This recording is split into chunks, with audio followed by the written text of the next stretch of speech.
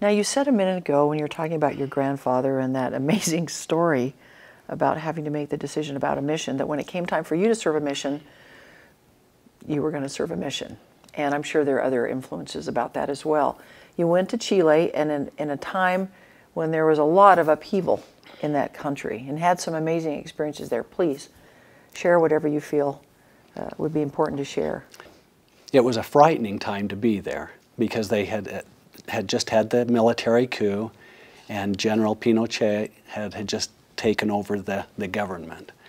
It was a bloody revolution. There were a lot of people that would be picked up at their homes, and they would never be seen again.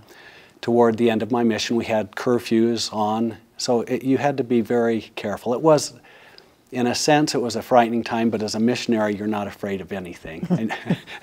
And you know the Lord is there with you. And my companion and I were picked up by the military police. And you never know why you're picked up, and you can't call your attorney.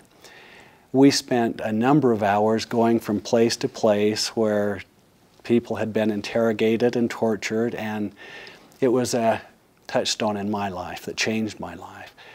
Because as they took my companion and another of the brothers that was there from the ward, or from the branch, I didn't know that if I would ever see them again. And I thought, well, being a North American, I have some rights. and we really didn't. So I ended up being interrogated, and then they took all of the papers that I had and said, take off your shoelaces, your belt, and your tie. And I was thinking at this time, I had been praying, and I was wondering at that time if I would ever see my companion again, and then I began to wonder, will I ever see my family again? Escorted to a little room, and they said, be careful when you step down, the lights don't work. So I stepped down into this little room, and literally the door slammed shut, the bar dropped on it, and the lights came on. And it was a terrible place to be. It was similar to the bottom of an outhouse. Oh, boy. I don't want to be over dramatic, but at that time, not knowing if I would ever see my family again, the things that are really important came to my mind. And I was so grateful because I was in the mode of panic and fear and not knowing what would happen. But the Lord was so kind to me. And I know the Holy Ghost. And He came that evening and comforted me.